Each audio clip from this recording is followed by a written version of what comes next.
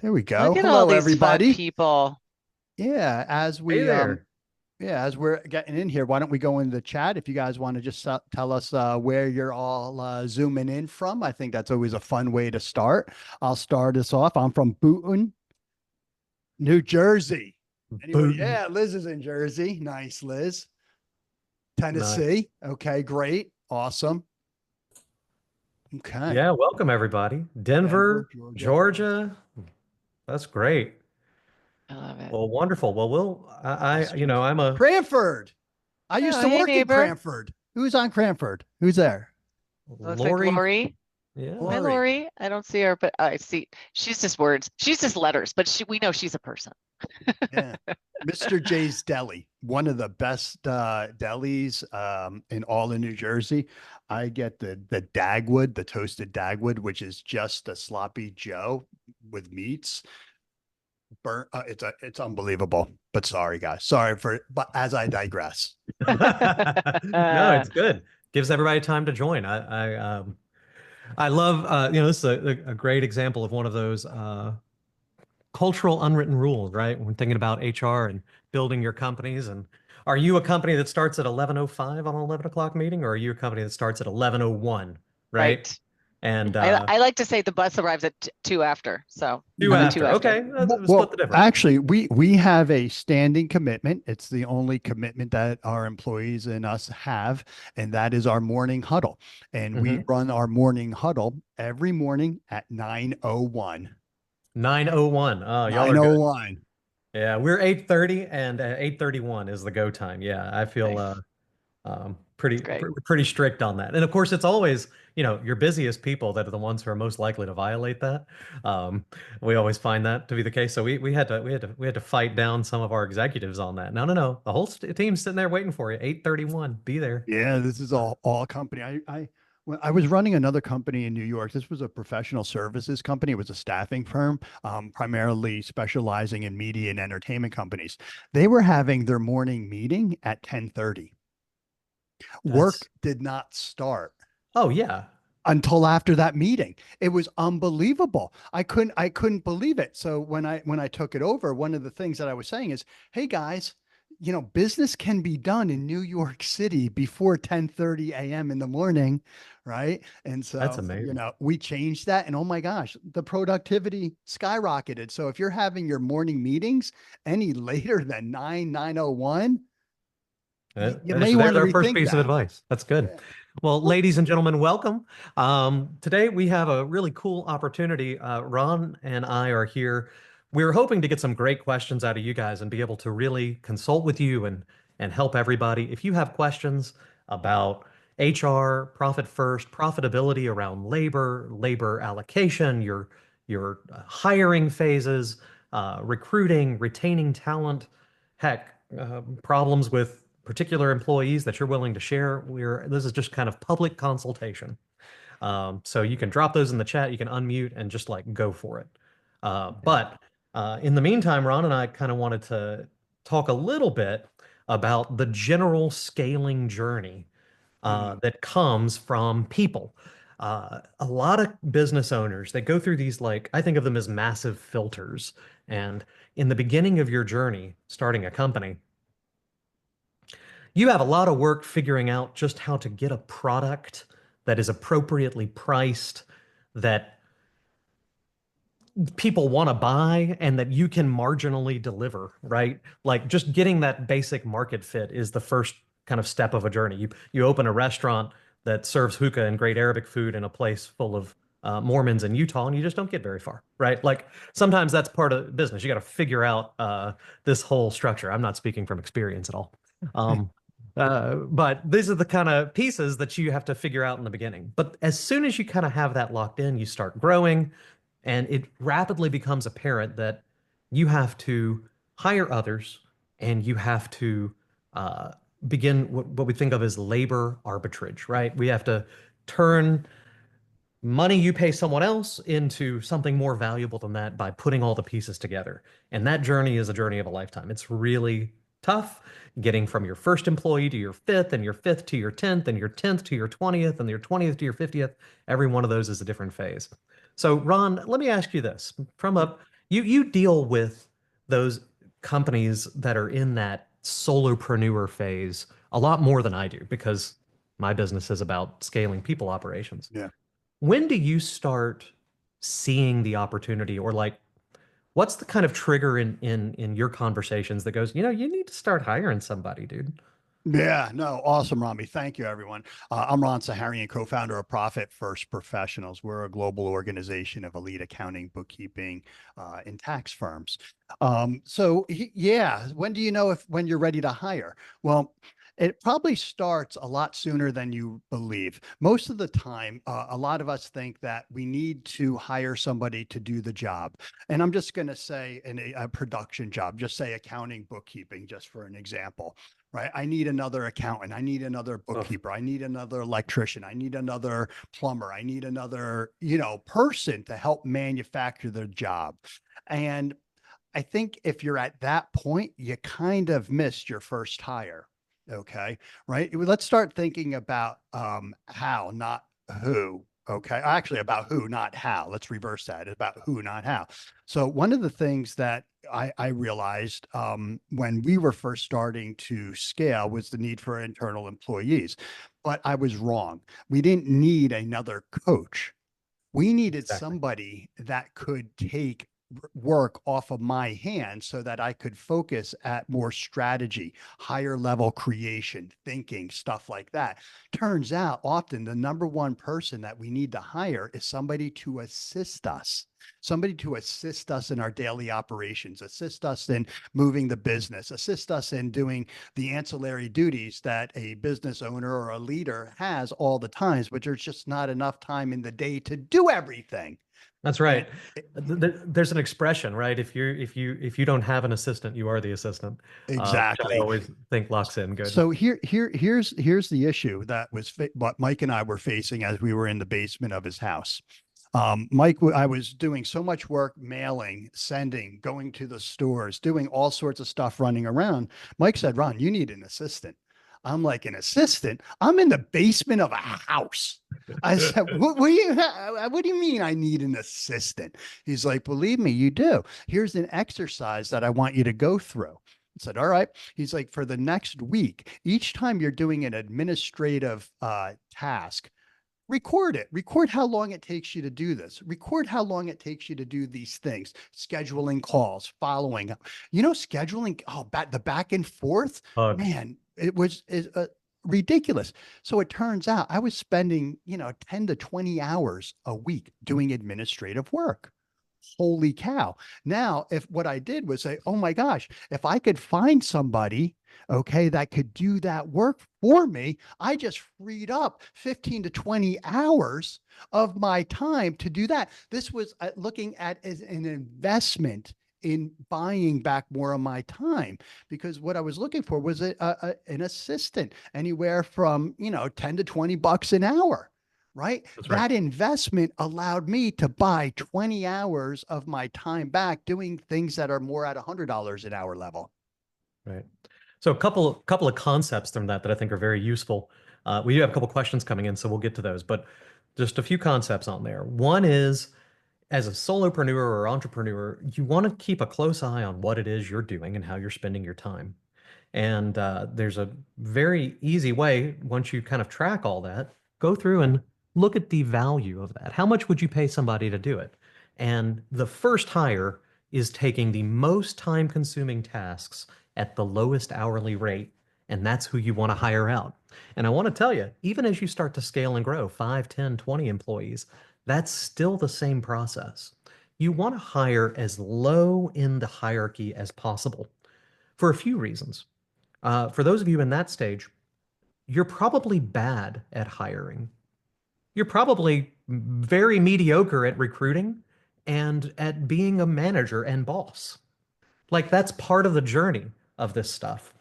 And if the first person you hire is senior director, vice president of accounting ninja sales, basically a dream hire that is you in duplicate, but just likes working for less money, the likelihood that that's going to be a successful hire is very small, very small.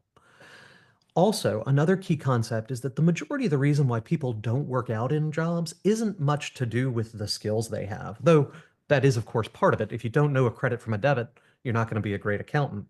But for the people you hire, even in a new environment that you're not particularly skilled at it, you're going to get the skills right 70, 80% of the time. The reason people fail in jobs and you have to get rid of them or they have to quit is more behavioral based. Hmm. And the way we do anything is the way we do everything. So if you hire somebody to sort your mail, set your appointments, monitor your email, handle the administrative tasks of adding people to this CRM and dropping people out of that and keeping up, you know, relatively simple tasks. If they succeed at that and their behavior reflects your core values and the way you want to do work, and you can work with them and you can trust them with the credit card, then you've got somebody you can build and grow with. So, absolutely, first hire as low on the totem pole as possible and look at the things that are most time consuming in your business that are the easiest to do and hire that out. I'm smiling because you said something that's very, very true. How they do everything is, key. And so I like to say, because you hear a lot of knocks about the younger generation. Well, I was in the younger generation. It is whatever. There's excellent resources in every generation out there. But you're right. How you do one thing is how you do everything. So, one of the things that I like to say as I'm bringing somebody in, or just in general, if I can't trust you to do the little things properly, how can I trust you to do the big things? Right? That's right. Everybody's looking to get ahead. Every entry level person's looking to do more. A lot of them feel as though they should be in the corner office or at least the manager because they have a college degree. Right. But how can I trust you to do the important things when right out of the gate, you're barely able to do the little things properly? So every employee, whether they start out, needs to do the little things properly. And then they earn the respect, they earn the opportunity to progress through the organization. All right. I completely agree. And that's, by the way, that's a good note for your clients too, right? As you are Yeah. out there in the market, how they respond to your sales meetings, whether they're prepared, whether they show up on time, whether they um, sign your documentation in a timely manner. You know everything you need to know about a client by the third minute of a meeting and the first time they have to reply to an email. Um, if they don't, and they take forever, or they email you Friday afternoon at 7 p.m., like, oh, I finally got a sign. We can still start Monday, right? Even though they've had it in their inbox for 4 weeks. Just know what you're getting into. They're not going to change. The way they do anything is how they're going to do everything. So just a little side note there applies on the outside as I well. also see a question, Rami. Michelle Yeah. Wilson has a question. Can working with solopreneurs be profitable? Just lost a few due to their finances and not being able to afford the service. Yeah. What kind of marketing and what platforms are best? I think I read LinkedIn. Okay, let's address the first one. Can working with solopreneurs be profitable? Sure. Right. But, not any business could be profitable, but statistically speaking, most businesses are not. So one of the things that I always look at, you're not going to be able to work with everybody. Everybody's not going to be able to afford you. So what are your requirements? What are your floors? What are your standards? You have to be okay with not being able to, for everybody to be able to afford you. So Michelle, I would look to have what your standards are, what your floors are, what the minimum investments it takes to work with you are, and clearly define that and explain that with the solopreneurs and take a look at it and know that, okay, if this is a trend, well, maybe you want to stop working with them, right? Maybe your products and services are better designed for an organization where there's 3+ employees in there. Okay. Yeah. Uh, Marketing, sorry, Rami, go ahead. I was just going to say one of my CFO clients that I work with, they work solely with influencers online, right? Yeah. They're all solopreneurs. Um, and the reason they work with us is because they literally, like one of the things they do, these employees are, these one person shops are making significant seven figures. And at best, they're outsourcing a couple of part-time contracting roles.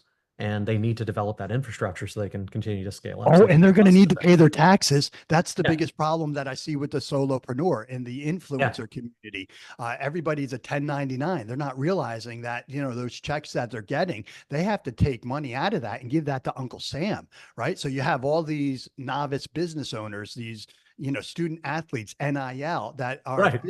fiscally, immature about, paying themselves, having taxes and everything. And they're all a lot of them are making a lot of money. And then they're like, oh my God, I got to pay taxes on this. And then they go broke. So, I mean, of course, profit first system is the best way to help alleviate that. But, one of the coaching things that you can always do for solopreneurs is to make sure that they are paying themselves first, make sure that they are profitable, make sure that they are able to afford your services. So I would get into it a little bit deeper with them. Yeah. And if you define that niche down, you really look for that. Yeah. The better you define it, the tighter you do it, the more opportunity will become obvious, Michelle. So, marketing and platforms is best. The question is, have you defined your audience very well, right? Where Um, do they congregate? It might be not necessarily be on a social platform. Are there conferences that they go to, right? Riches are in the niches, right? Liz, the riches are in the niches or niches. I said niche the other day. My daughter just started laughing at me. I'm like, what do you say? She goes, niche. I'm like, oh, okay. Right. So, yeah. So take a look at, maybe there's conferences that you can go to. Maybe there's trade magazines that you can look into.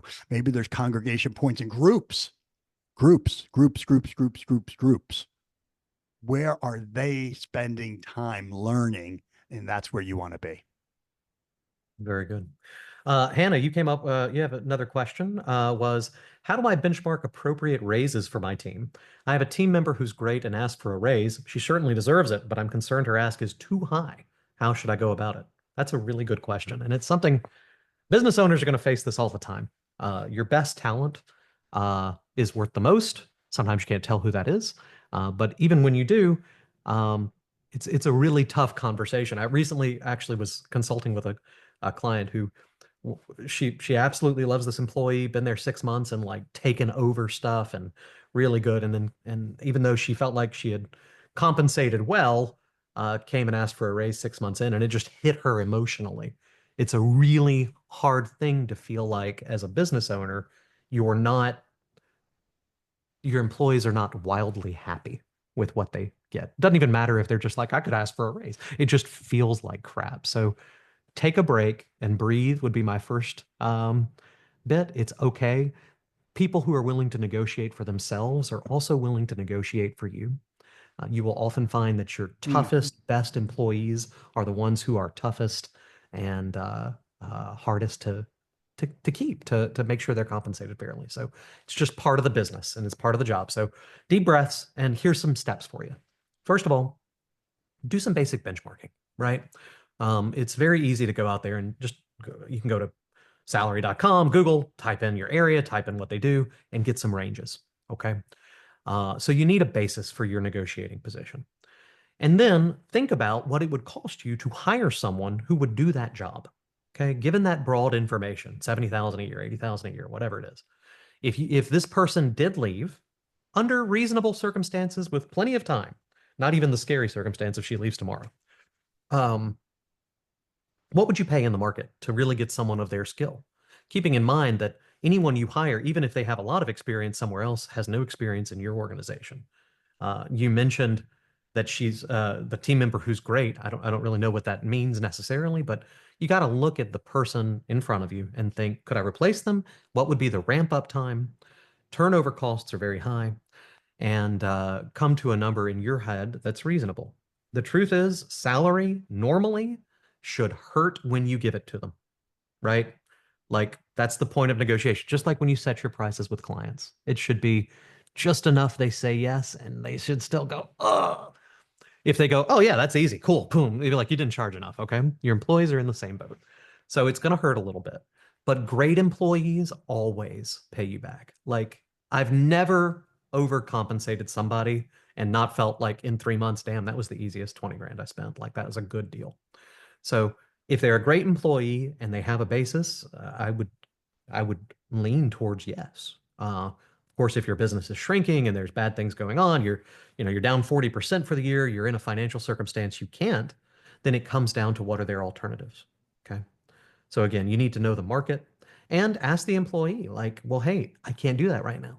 Right. I'm sorry. Like, I don't know where to go with this, but we're losing money. You make more than I do. Like the reality can be explained to them and say, so what is your plan? If I can't do this, do you have another job offer? Have you been interviewing? Is it just the money? Could we work out something else to keep you here? Um, Things like that. And Yeah. it's especially in the Also, small business world, you got to dance a little bit sometimes. it's tough. It's definitely tough. There's a couple of different techniques that you can try. There's definitely a couple of various different situations that have crossed my plate. Sometimes, we have to make sure that we're in alignment with that person, right? Is it worth the investment? Okay. Or is the company going to be better off moving forward? Okay. Are we going to get an additional return on it? But also, I had a situation where about 8 years ago, we were wrong sized for the employee. And what do I mean by that? Means the employee, very good employee. She worked with us since day one, doing really, really great things. And we were still small. We were still small organization. We still are today, comparatively. But they wanted an increase, and they went through the research and they said, "Hey, I'm now an office manager." Meanwhile, 2 weeks ago, we just got out of the basement and we're in an office. Yeah. And so now their roles and responsibilities have grown, of course. And so now they did all their searching, they did all their, market analysis, and they came to us and said that they are looking for a raise of X. Right. And I mean, this was like, it was a lot of money for an office manager. And what we realized through talking with her, she was sizing the job descriptions and the pay based upon without considering the size of our organizations. So of course, multi-billion dollar companies are going to have a larger payroll and be able to accommodate people and pay them a lot more than a smaller firm can. So what I say is, just make sure that, when you're negotiating with your staff, that you realize and they realize that apples are not necessarily apples to apples, right? Sometimes there's organizations that are just not ever going to be able to afford somebody at 250,000 to 300,000 a year or 100,000. It really, depends. So we have to make sure that, there are realistic expectations on both sides. And Ron, I think you hit a key part when I mentioned doing that research. Oh my gosh.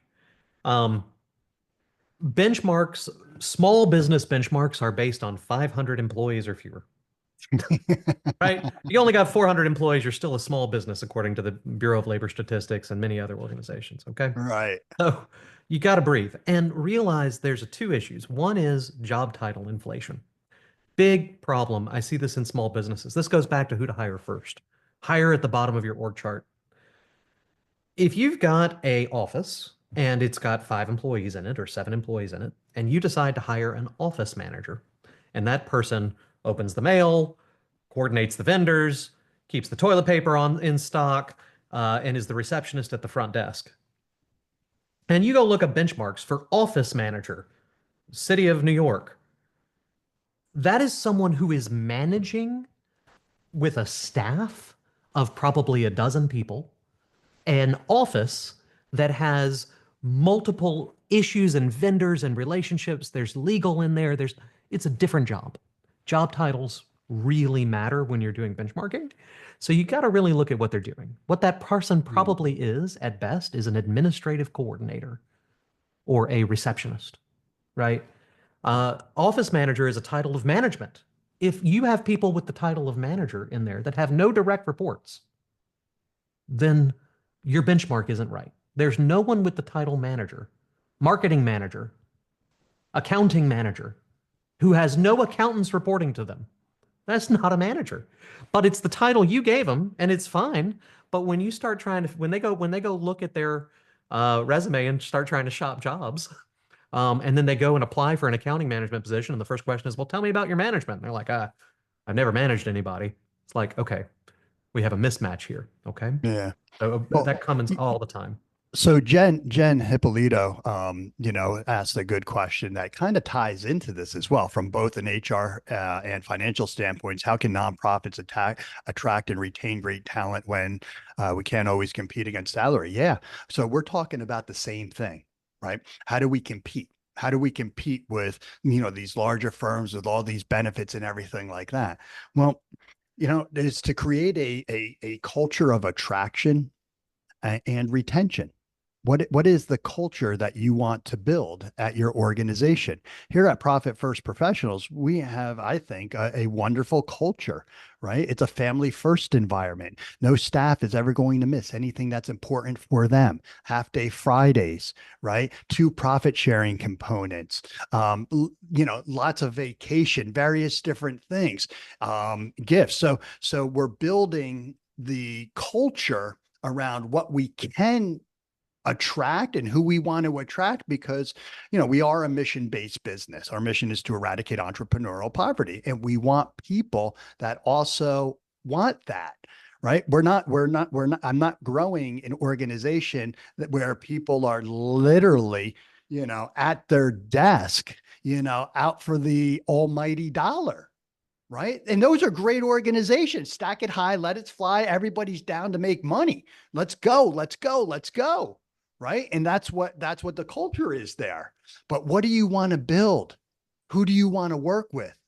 Right. And start thinking about these various different attraction methods and retainment methods, because, a nonprofit is very much like a small organization. It needs to be run fiscally well. It needs to have financial controls, and you have to, have mechanisms in place to attract and also to retain those volunteers potentially, right? Or low altruistic, salary types of individuals, right? Everybody wants great people. And even if you find somebody that's great that you can afford, other people are going to be trying to recruit them because of their skill sets.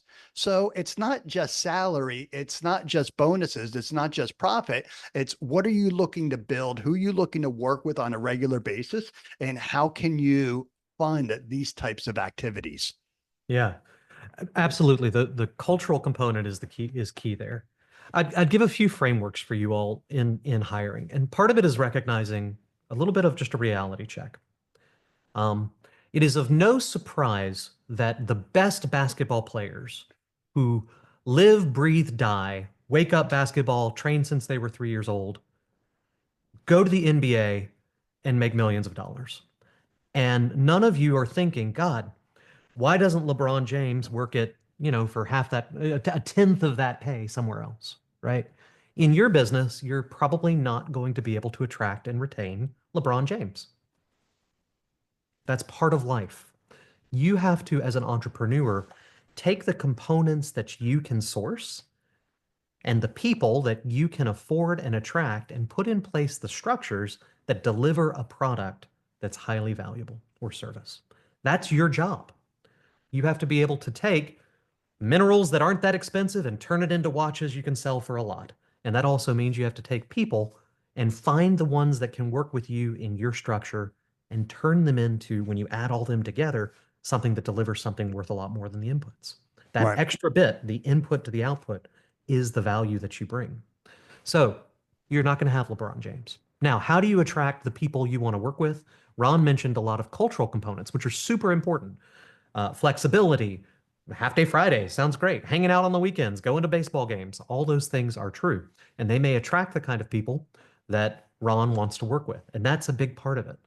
Just like you don't need to have a mass appeal product or service that 500 people a month sign up for, you need to define a niche and find the clients that you want to work with. You need to do the same for your employees. A good way to tell is look at who you're hiring, look at your advertisement, look at your job description, your package, and tell me, does it piss anybody off? Is there anybody who would read that ad or look at that benefits package and go, that's not for me, that company's crazy? If you have not alienated anyone with your advertisement, with your structure, then you have not niched. appropriately in your hiring. You don't need 1,000 employees. You need 10 or 20 or 50. You need the 50 people in your state or in your country who want to work with you. You don't have to have mass appeal. Okay. You can build something that'll attract those kind of people. Now, some specific tools on that that I think is really useful, and Ron mentioned this. For attracting talent, you want the number one reason people work somewhere and the number one reason they stay working there has very little to do with the compensation of the job. It has everything to do with the people they work with. So again, if you can attract like-minded people and build in structures so they stick around, they will multiply. In fact, your first 2 or 3 hires, that assistant that you're trying to minimize your risk on, is going to have a huge impact on who you hire in the first place. I was working with a client recently. I was kind of mentoring them, and their first 5 hires start self-propagating over time. And they're like, oh my gosh, this one's just like that one. And this one, because once you get to a few, it's almost like your culture is the effect of who you hire. And you're still a part of it, driving it, but the people you bring in are the future, right? Yeah. So if you can get the right couple hires in the beginning, it'll wind up cementing that culture in across the organization. Ron and Mike are huge personalities. Their number one filter is, can you work with Ron and Mike? Right. And after the first 5 or 7 hires, and you got 7 people who can work with Ron and Mike, I talk with people at Profit First. I'm like, God, y'all are all crazy in the same way. And that's what you want. You want to find your crazies, and that'll help you grow. Once you kind of have that core part, you can then put in systems to expand that out. It's funny you say find your crazies, right? Well, there's an old adage out there that says, always be interviewing, always be interviewing, always be interviewing. And I get it. But I think we're forgetting an important component of that. And that is, how do I pay for the person? That's right. Right? I mean, what good is it to always be posting jobs and interviewing if we are not going to be hiring? And I also can imagine some of the listeners saying, all right, I get it. I've already hired my admins. I already hired my local, but I need to figure out how to hire, a production person. I'm ready to hire that $100,000 person. How do I go about doing that? Because I'm still a small person. Well, I'll tell you, what I'm going to share is something that has worked really, really well for us here over at Profit First Professionals. And what that is to figure out how to determine whether or not the business can support a new hire, then what is that potential dollar amount that person can support. So let's just say, for an example, we're looking to hire an accountant, a bookkeeper, and it's going to be, basically $10,000 a month. Okay. We're going to say it's $120,000 person. Now that's a nice salary there.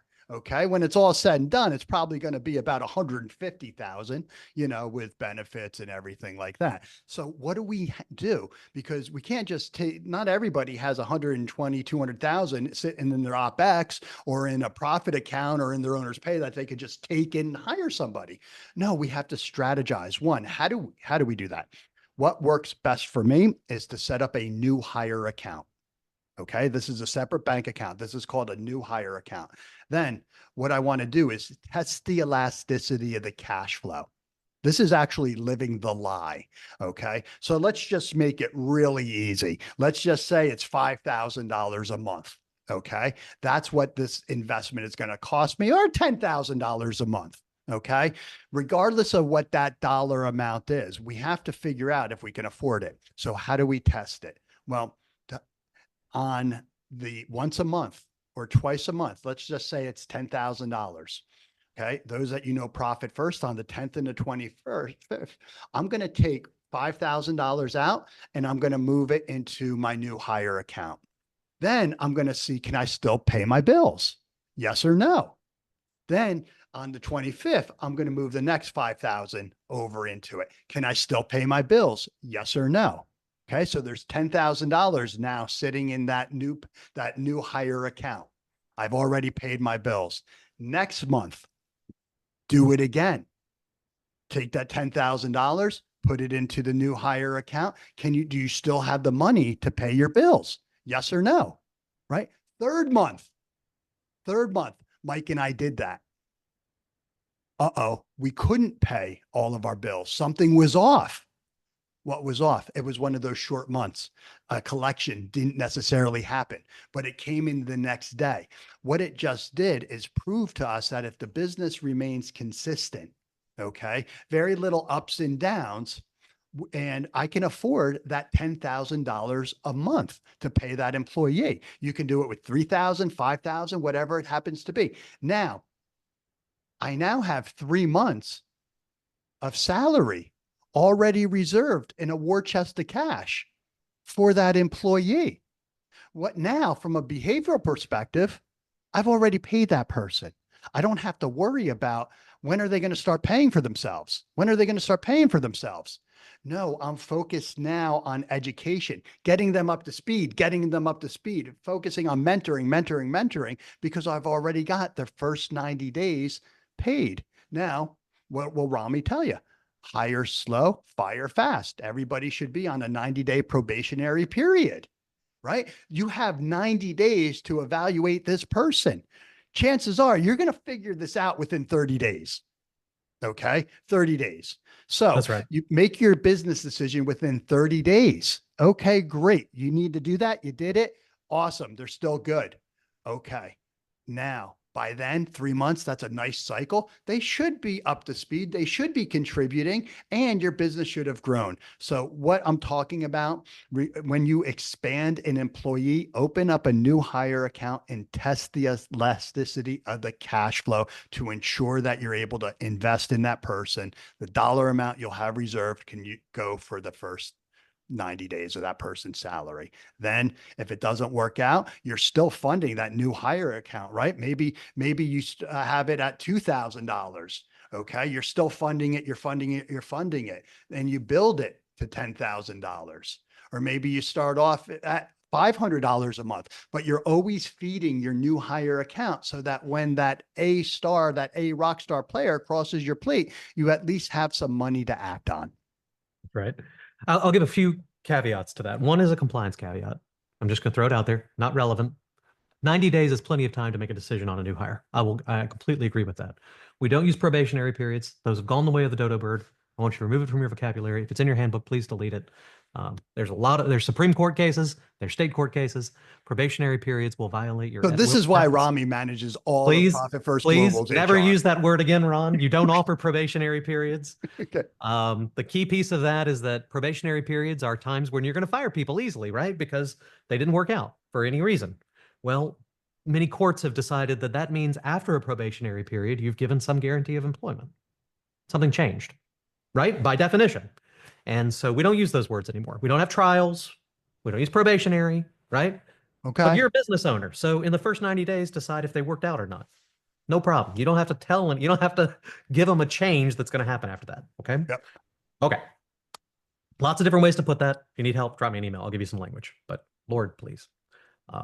Okay. But second piece on that is hiring your people and how can you afford it? At scale, we have budgets, and I highly recommend you do one for your business. I recommend you do one for a business 5 times your size or where you're going to be in 5 years or something like that. Can you explain that? Yeah. One of the first exercises we do with clients often is organizational design. Okay. So here you are in an accounting firm. You got the accountant, you've got a controller or accounting manager, and 3 accountants or 3 bookkeepers and a admin, right? You got this little structure. And it's like, okay, Tony, if you were going to go up there and you're going to have, 5 years from now, you got 10 times the amount of business you do now. Everything worked out. Now you have 35 people. What's that going to look like? What's the structure that's going to be? Okay. And then let's start thinking about the budgets. For a simple example, in my business, we have client success. That's your kind of customer service delivery team. We have marketing. And then we have our what we call organizational excellence. That's our trainers, HR researchers, designers, and also a little bit of shared service, like our tax department is all in this other department. Just 3 simple departments. And I know in my mind what I've kind of modeled my business on as a percentage of labor cost. Hmm. And I'm sure in Profit First, you guys may have strong feelings on that too. Like, hey, if you're making $1 million a year, you shouldn't be spending more than 350,000 on labor. 35%, maybe it's 50%. Maybe in a We look professional at services firm, it's 250K higher. equal to, we have a rule of thumb. 250,000 usually equals one employee. That's a great way to think about it. So you put some percentage on that number and then allocate it across your org chart broadly. Accountants versus assistants versus marketers versus these things. And then you can actually have a pretty decent idea of as your business grows to this point, when am I ready to hire? Or I'm going to be ahead. I've got the money. I'm a business owner. I'm going to drop 200 grand into my business. I want to invest in it, right? How much business do I need to grow to vest to justify that position I hired? Because Hmm. your accountant, their job isn't necessarily to grow the business by 500,000, but it may be their job to manage the business of 500,000. So maybe you're at 500 now, and you're going to bring an accountant in, and it's like your job's to keep this 500, right? As long as those clients are still generating the 500, life's good. Maybe you now want to grow to the second 500, but you want to be a CEO, not an accountant. So you bring in another one. And I'm using accountant as a very broad term. I know that's not a good one, but I'm just using those words. It's like, okay, I can pay this accountant's salary on that's 20% of my revenue on 500,000. How quickly do I need to get to the 500? When's my break even? When's my vesting point that that job is secured? Let's make That's sure we're how, talking about real revenue now.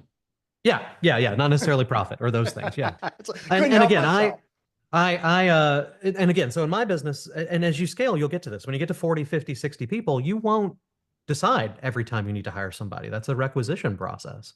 And our departments and our department leaders have budgets and know what they're, it's like, hey, we grew, we're up 300K this year. That means that CS has got another, 50,000 bucks to spend over here, and marketing's got 10 over here, and my marketing person knows their budget, and it's just like it all kind of flows out, and they start being able to utilize those decisions. But you kind of have to know your numbers first. If you're a small business, the best way to do that is to take your number, multiply it by 5, like get to where you have a real like 3 million, 4 million in revenue, something like that, and build that org chart and really see how you would allocate out your labor income. It can give you a good pace there. Hmm. I love that. Yeah. Someone else had a question about the nonprofit side, and we kind of glanced over. We did a good dive in there about culture, but I did want to talk about specific tools for a minute. We got about 15 minutes left. If anybody's got questions, I'd love to hear them. But I want to talk about some specific tools. Ron mentioned flexible scheduling and time off. Very useful tool. It is obviously compensation you can provide to your employees without it coming out of your pocket. It means they work less or at different hours. And as a smaller business, things are easier to coordinate. You're much better able to tell whether Emily's doing her job or not, right? Because she's your only marketing person, right? Or maybe when you get to 7 marketing people, your ability to judge and know what's going on in every little piece gets harder and harder. So small businesses have an advantage there in that you can be more flexible because you don't have to have the levels of systems or bureaucracy uh, to kind of unify that information at scale. So there is a very good place in small business for flexibility because you're still going to be able to judge whether they're doing their job or not. When you have 1,000 people doing accounting, you got to start. You can't be as flexible. You have to make a system that works for 900 of them, realizing that 100 of them ain't going to work there. They're going to go work for the small business. That's okay. So that's a great piece. Another thing Ron mentioned was profit sharing. And I want to talk about that a little bit because it's always very interesting for our clients to think about this. There are many ways to handle profit sharing. I know Ron is really an expert when it comes to these things, but I wanted to mention one key part when it comes to benefits um, and profit sharing and time off for that matter, which is that they are very efficient ways to compensate people. You all are accountants. If you pay someone $10,000, it's going to cost you $11,000 and they're going to get $7,000, right? So that sucks. Whereas if you can pay, for example, if you were to pay for their major medical, dental, or vision, you were to provide pet insurance if it could fall under a particular type of plan compensation, wellness benefits. These are ways where you can spend $1 and get them $1. And in some group plans, you're able to do actually better than that. You can get better benefits than they can get on their own for cheaper. So it would cost them more to get on their own, and you're able to do it in a tax advantaged way. Profit sharing is very similar. I see this in small businesses all the time, 5-person, 10-person shops, where they've set up a profit sharing as they should, and they're compensating it in cash, a quarterly bonus, a monthly bonus, whatever. And again, it's not the end of the world to do that, but it's not very efficient. I would highly recommend, you can reach out to our team or anybody else to discuss how you can incorporate these into dedicated retirement plans. We recently did a spate of salons, like 4 of them, where we set in place profit sharing plans that have 401ks involvement, so the employees can contribute if they want throughout the year, but their profit sharing is tied into that. And every quarter, based on the profit sharing, we deposit it into the profit sharing account on a 6-year vesting schedule. Ah. It allowed the employer to be so much more generous than they would have otherwise been. If nothing else, they save 10% on taxes. And it's also excluded from workers' comp, another 3%. Not only that, they are able to say, if you don't stick around, it vests 20% a year on your anniversary. You got to be there for 6 years to keep it. And every year resets that. Like, all the money for this year, you got to stick around for 6 years. All the money next year, right? They were able to make their profit sharing very generous, understanding that the vast majority of their employees don't make it 3 years, right? The ones who stick around are the ones they want to compensate. It's a salon, right? But the ones who stick around are worth hundreds of thousands of dollars every year. They've built a clientele, right? If your business is like that, you're an accounting organization where, yeah, you bring people in, you got a lot to teach them, they get in there. But 2 years from now, the client doesn't know you, they only know that person. And you're worried that they're going to drop off and take that client. Incentives to stick around are really important. And these can be a very good way to handle that. So we do that with profit sharing with them. They're able to declare a profit sharing amount every quarter.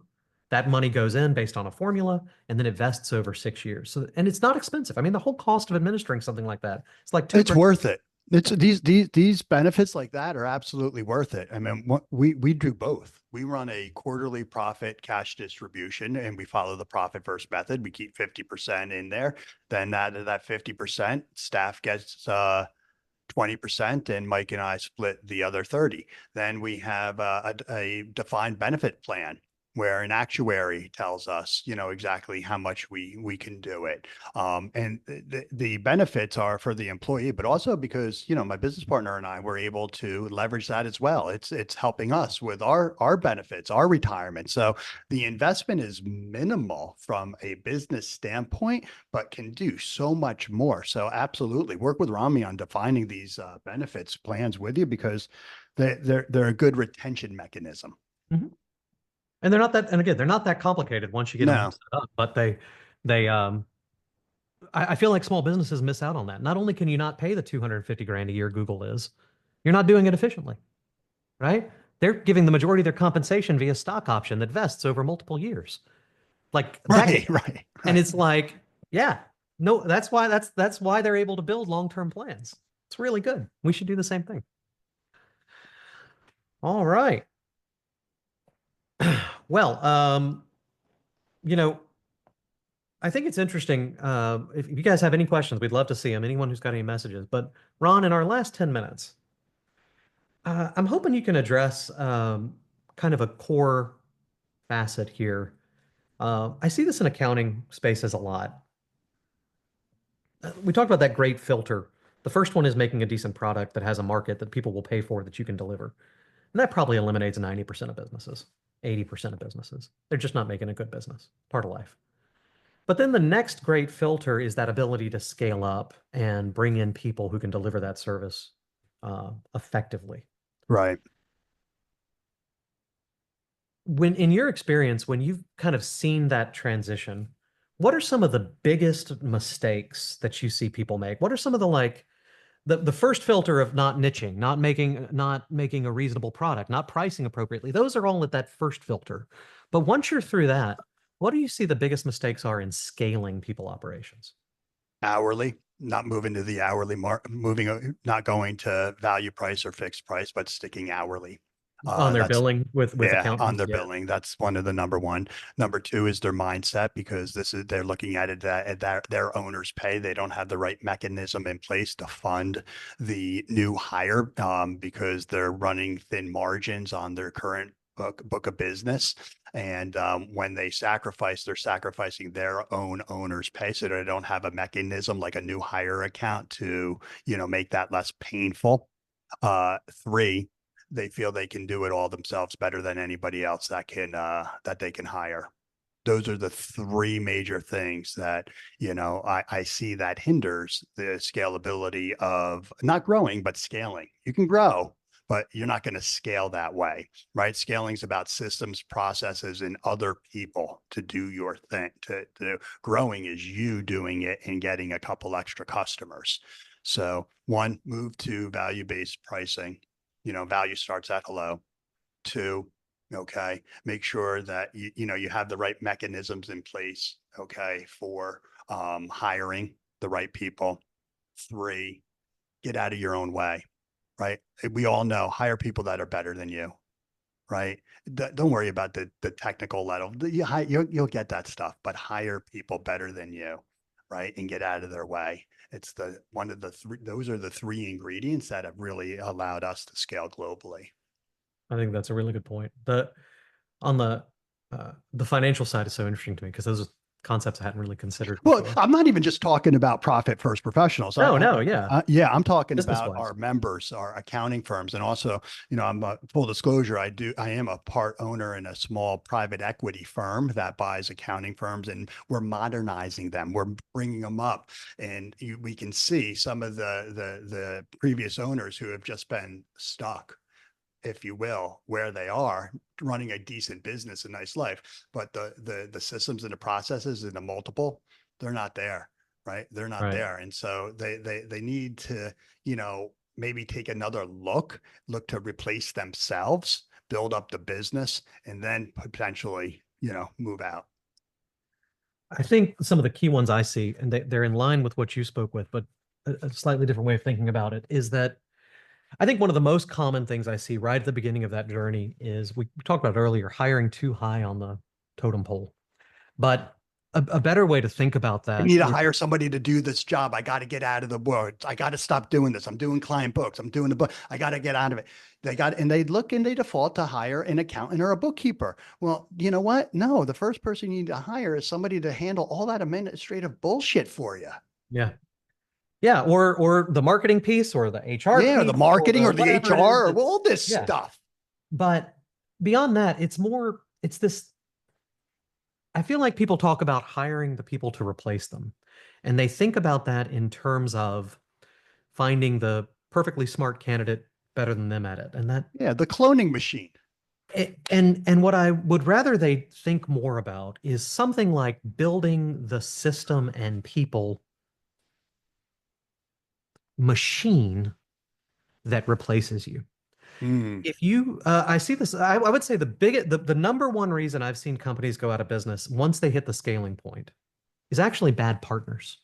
mm. Like the number of accountants I see that hop into bed, joining their firm with some other firm, and 6 months later, it is just a catastrophe of like, and it's because they think, oh, well, he likes sales and I like accounting, or I like accounting, and then It's so funny you say that. I see that on every day. I'm like, isn't that guys, crazy? yeah, I'm like, They're guys, getting you guys married. are hoping each other want to do each other's jobs, and neither one of you wants to do each other's jobs. That's right.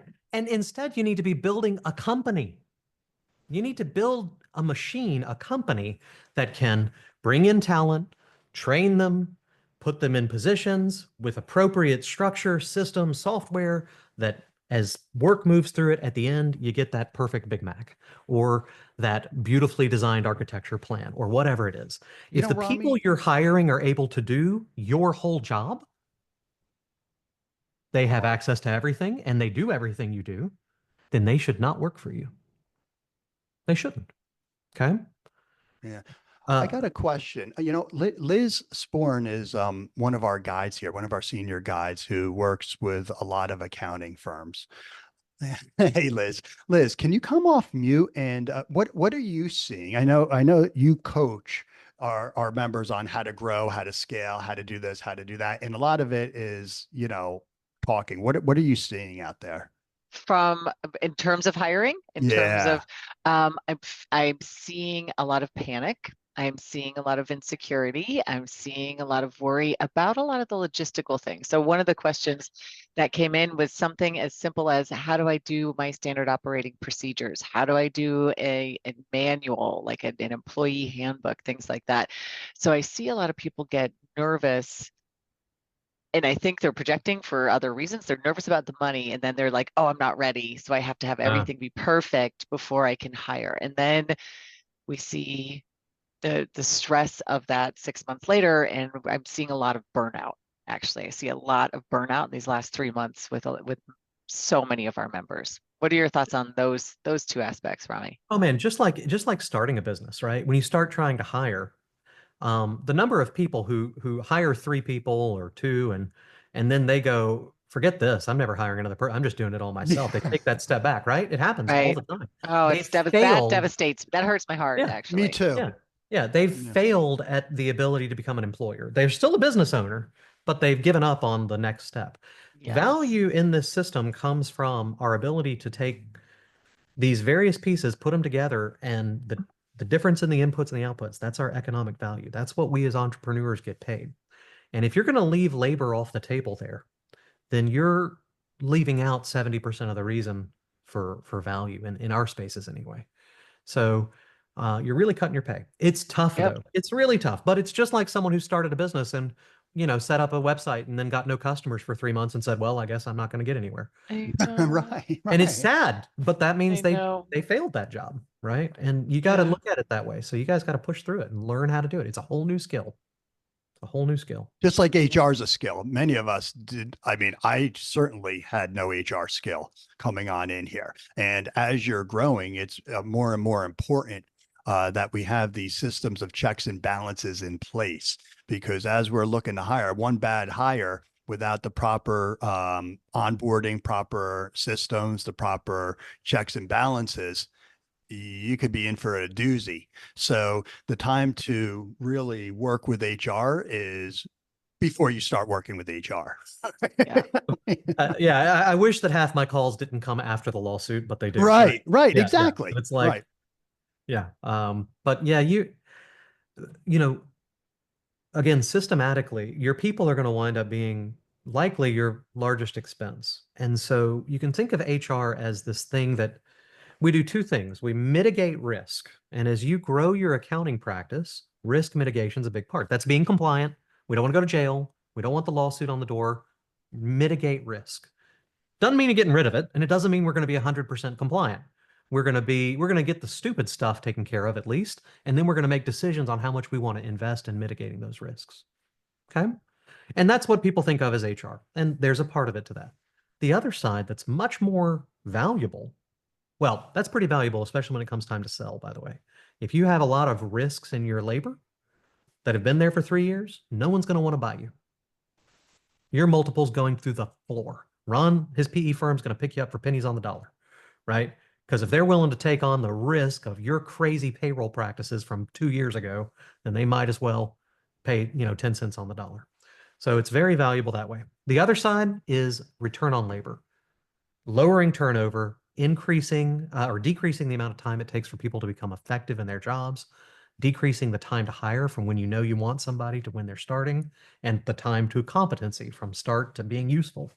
Those sorts of things mean that the biggest expense in your business goes further and further. So that's what we try to do here. Yeah, and it's all overwhelming, guys. I get it. Rami gets it. Liz gets it. Everything that we're doing as business owners can be overwhelming, right? And so that's why, having partners and friends, groups, communities that, you can rely on, right? I've been working with Rami, full disclosure, for what, 8 years now? Eight Maybe, years, yeah, coming yeah, up. maybe. And, it's a wonderful relationship. I mean, I'll call his team, Angela, and the rest of them all the time. And that's what you want, because I know nothing about HR, right? Except I don't want to get sent to it. That's right. And well, about half the time, Ron's question, he asks a great question, and my staff replies, and he goes, "That's what I thought." And it's like, good. at least somebody else is on the hook with you, right? And we're in the battle with you. And half Yeah. the time it's let's never use those words again, Ron. Please delete Yeah, this email and exactly. please. Exactly. But also, you know, one of the things too is as you're networking, collaboration, what job descriptions had worked for other accounting firms in the Right. past before, right? What referral networks, where are you getting your people? Have you you know, hung a job description in a church? Right. You never know. Sometimes, you know, where we're located, you never know where you're going to find that next employee. So spread the message Right. when you're If hiring. if you guys need any help at all, or you think your clients might, we have a great partnership program, just like that we've used throughout the years, and it basically allows you to collaborate with us, work with us, get a revenue share, get access to lots of tools and joint marketing efforts that we can help grow the value of your business. Solving these problems are hard, and if you, as their business advisor, can uncover them and bring in the solutions, you don't necessarily have to become an expert at it yourself, but if you can find the time and the ability to recognize the problems so that you can bring in the solution, you get a lot of the credit for it. And we would love to work with you guys. So if you're on this call and you're not already a People Processes partner, please check us out at peopleprocesses.com/partners. And we would love to get to work with you. And it's free Yeah. and get to have some fun. And of course, Ron over at Profit First, where'd they reach out for you?